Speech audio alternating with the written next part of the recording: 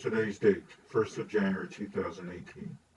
I, Daniel Hollyfielder, have been researching Gary McKinnon for a number of years, and I've determined through the index, non-index, and the archive portion of the web that all individuals referencing the SSP, the Secret Space Program, inherited the foundation of their testimonial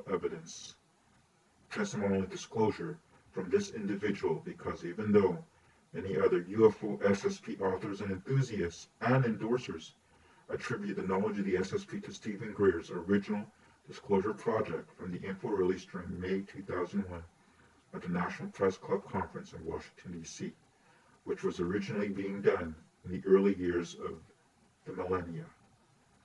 I have also discovered that there was never any mention of a secret space program at Mr. Stephen Greer's conference in May 2001 during the Disclosure Project. I also had a chance to speak with someone that originally attended the conference, confirming that nothing was ever mentioned. Gary McKinnon digitally breached 80 U.S. military and 17 NASA computers between February 2001 and March 2002. He also later disclosed that after he was acquitted, released from all charges due to UK's PM Theresa May's intervention when she blocked his extradition to the U.S. in 2012, that he had breached a complete IT range of computers that had administrator accounts with blank null passwords at the Johnson Space Center building, number 8. He also explained that it made no sense that their network security posture was so frail and weak. Using the command instead, he checked the logs when he first hacked into the systems, or digitally breached the systems if you prefer, and discovered dark infiltration and exfiltration was being conducted by the Russians, Chinese, and other foreign governments and agencies. A list of access computers, just to name a few in the Army, Navy, and Air Force, was the Pentagon in Virginia, Fort Benning, Georgia, Fort Meade, Maryland, New Jersey, the Earl Naval Weapons Station in South Carolina, and the Johnson Space Center in Texas. It's very important to mention that he also pointed that his main motivation was to find information about zero-point free technology and any information about the existence of non-terrestrial entities and government collusions, which was brought to his attention during the Disclosure Project. Something else that caught his attention was when Madame Donna here spoke about the processed and unprocessed folders that existed on a workstation in Building 8 at the Johnson Space Center.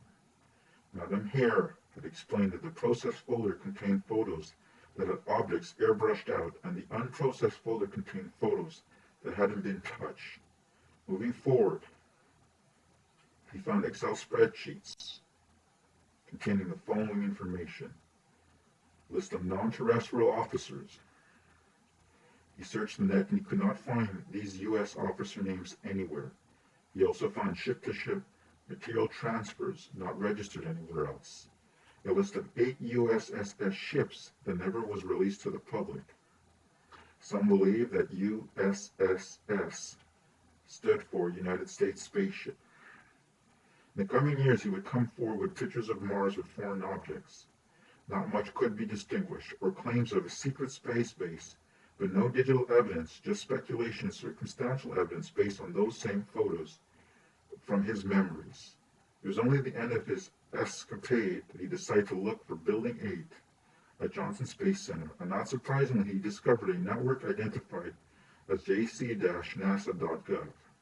He immediately scanned the IPs, and sure enough, he found more systems that had no passwords, which means no passwords with administrator accounts.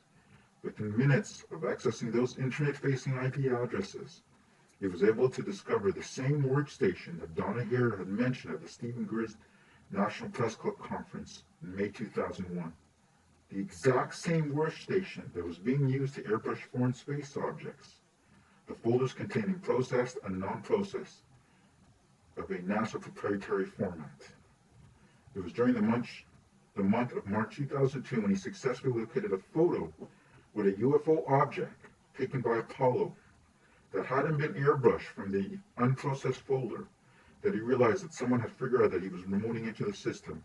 So he tried to quickly download the NASA formatted photo, reaching 75% of the file when all of a sudden he lost connection. Even though for almost 2 years he had cruised through their network without ever being digitally caught. So when he realized that it was being tracked, he tried to regain access to the other workstations to download as much as possible, and of course wipe his IP from those logs, but discovered that all the hard lines were cut.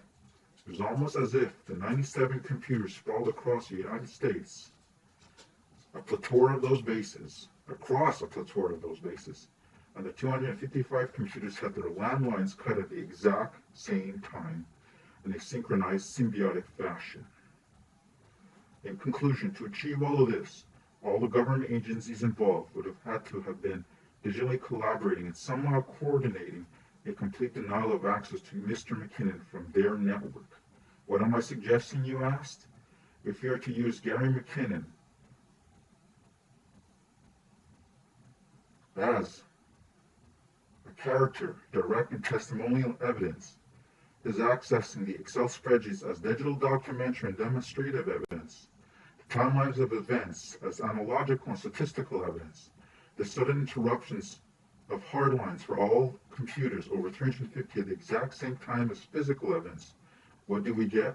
Actual substantial proof of something more sinister we could ever imagine. Because we currently have countless UFO authors dating mine testimonial evidence from individuals claiming to be part of the SSP, indirectly drawing their experiences and memories from Gary's hack in 2001-2002, which closely resembles a honey token. Honey token, which is an operation to monitor stolen data. Honey tokens allow ministers to identify who was stolen from or how it was leaked, but also used as a counterintelligence to feed disinformation. The fact that there was never any mention of SSP prior to 2002, coincidence? No. We have more than enough types of evidence to prove beyond a shadow of a doubt that his actions indirectly planted the necessary seed of corruptions within the minds of those that are easily impressionable, and that the information exfiltrated was purposely allowed by whatever agency was controlling those networks. In conclusion, am I suggesting plagiarism by all these people, these SSP whistleblowers and endorsers, or am I suggesting that the information was fostered and controlled? Am I suggesting that someone or something discovered the potential of orchestrating this dark conspiracy at the turn of the new millennia? Because if the information that Gary McKinnon retrieved from those systems were fed by the agencies that control those networks, then all information that came afterwards and propagated across the internet is nothing more than disinformation and misinformation.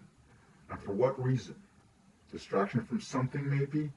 What that is, I will reserve judgment at this point. You will notice that I did not mention the names of any recent SSP endorsers or SSP whistleblowers, nor did I talk about the 20, 40, and now 60 and back program, because I suspect that within the next year or so, people will start coming forward about an 80 and 100 back program. One more thing. If you take the time to search the net, you will discover that there's no mention of the secret space program prior to Gary McKinnon, even though many current whistleblowers will talk about the existence of the SSP dating back to the 50s and 60s. Again, I will not mention names of those individuals, but like I mentioned at the beginning of this video, you will not find any web publication dated prior to 2003.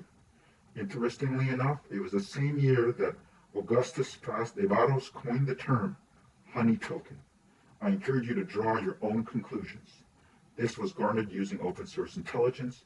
You will not find this information on the internet compiled in this matter other than this video.